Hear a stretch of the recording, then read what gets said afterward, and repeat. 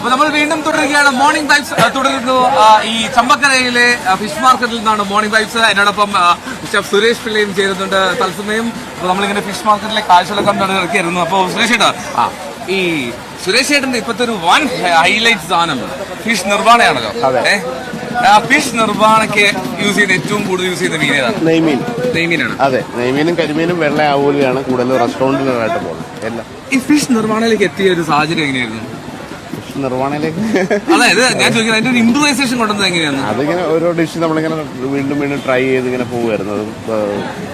നെയ്മീൻ ആയിട്ട് നമ്മൾ ആ ഒരു ഡിഷ് ക്രിയേറ്റ് ചെയ്തു. കോവിഡ് ടൈമിൽ അതിന്റെ റെസിപ്പി ഷെയർ ചെയ്ത് കഴിയുമ്പോഴാണ് ഇത് ഇത്രയും പോപ്പുലർ ആയത്. ഈ കോവിഡ് സമയം ഈ കുക്കിങ്ങിന് ഒരു വലിയ സ്പേസ് സാധാരണ ചെറുക്കാൻ ഉണ്ടാക്കിയിരുന്നത് അല്ലേ? അതെ, എല്ലാ ആൾക്കാരും അവരുടെ വീടുകളിലൊക്കെ ഈ മീൻ വാങ്ങിച്ചിട്ട് ഫ്രഷ് ആയിട്ട് ഇത് ഉണ്ടാക്കും. അത്ര എളുപ്പത്തിലുള്ള റെസിപ്പിയും കൂടാണല്ലോ. അപ്പോൾ അത് കാരണം അത് ഭയങ്കര പോപ്പുലറായി. പിന്നീട് റെസ്റ്റോറൻറ്റ്സിന്റെ മെനു വന്നപ്പോൾ ഇപ്പോൾ എല്ലാ ഒട്ടുമിക്ക റെസ്റ്റോറൻറ്റിലും ഈ സാധനമുണ്ട്. അതിനൊരു ട്രേഡ് മാർക്ക് ഒന്നും ചെയ്യാൻ നോക്കിയില്ല. അതിന്റെ ആവശ്യമില്ല. ആളുകൾ കൂടുതലും ഉണ്ടാക്കി കഴിക്കട്ടെ, നല്ല ഭക്ഷണം ഉണ്ടാക്കി. പരാതിയില്ല. നമ്മൾ ആദ്യം പറഞ്ഞത്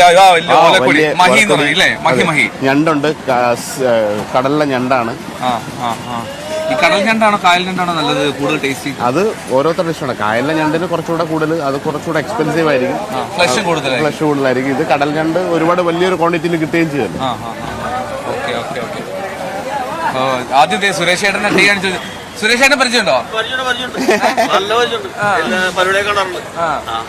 ഇഷ്ടമാണ് സുരേഷ് ചേട്ടന്റെ ഡിഷുകളൊക്കെ?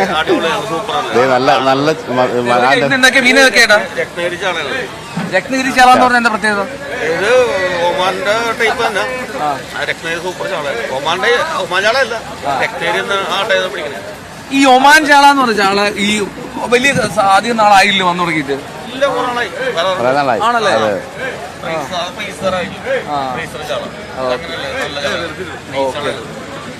Okay okay. അപ്പൊ ഇത് രത്നഗിരി ചാള എന്നാണ് പറയുന്നത് അല്ലേ? ഓക്കെ. സിനിമ കാണാറുണ്ടോ? സിനിമ കാണാറുണ്ട്. പിന്നെന്താ? ഇഷ്ടപ്പെട്ട നടനാണ്? ഇഷ്ടപ്പെട്ട നടൻ അങ്ങനെ ലാലേട്ടൻ, മമ്മൂക്ക. അഭിനയിച്ചിട്ടുണ്ടെന്ന് എനിക്കറിയാം. അപ്പൊ സിനിമ നടനോടാണ് ചോദിക്കുന്നത്, ഇഷ്ടപ്പെട്ട നടനാണ്. അങ്ങനെ നമുക്കിപ്പോ ഒരു സിനിമ ഇഷ്ടപ്പെടുന്ന ഒരാൾക്ക് അങ്ങനെ ഒരാളെ ഇത്രയും ടാലന്റ് ആയിട്ടുള്ള ആക്ടേഴ്സ് ഉള്ളൊരു ഇൻഡസ്ട്രിയിൽ ഒരാളായിട്ടൊന്നും ആർക്കും പറയാൻ പറ്റില്ല. കാരണം എല്ലാവർക്കും അറിയാം, ഇവരെല്ലാം ഓരോരോ രീതിയിൽ നമ്മളെ വിസ്മയിപ്പിക്കുന്ന അഭിനേതാക്കളാണല്ലോ. അതിപ്പം മലയാളത്തിലെ അത്രയോ നല്ല താരങ്ങളാണ് അവരുടെ സിനിമയായിട്ട് നോക്കിക്കഴിഞ്ഞാൽ. അപ്പളേ ഞാൻ എന്തായാലും നമ്മുടെ ഈ പൃഥ്വിരാജിന്റെയും ബ്ലസ്സിയുടെയും ആടുജീവിതം അത് റിലീസ് ചെയ്താണ്ട് എടുക്കാറായിരിക്കുകയാണ്. അതെ. അപ്പൊ നമുക്ക് അതിന്റെ ഒരു കാഴ്ചയിലേക്ക് പോകണം. ഈ ബെന്യാമിന്റെ നോവല് അതൊരു ഒരു ത്രസിപ്പിക്കുന്ന ചിത്രമായിരിക്കുമെന്ന് പ്രതീക്ഷയുണ്ട് പ്രേക്ഷകർക്ക് മുഴുവൻ. തീർച്ചയായിട്ടും. ഞാൻ കഴിഞ്ഞ ഒരു KLF-ന്റെ മീറ്റിന്റെ ഇടയിൽ അദ്ദേഹത്തെ കണ്ടിരുന്നു നേരിട്ട്. ബ്ലസ്സി സാറിനെ കണ്ടു. അത് കഴിഞ്ഞിട്ട് നമ്മുടെ റെസ്റ്റോറന്റ് വന്ന് എപ്പോഴും ഭക്ഷണം കഴിക്കാറുണ്ട്. ഈ സിനിമയെ കുറിച്ചൊക്കെ ഞങ്ങൾ സംസാരിച്ചു. അദ്ദേഹമായിട്ട് കോഴിക്കോട് വെച്ചിട്ടായിരുന്നു.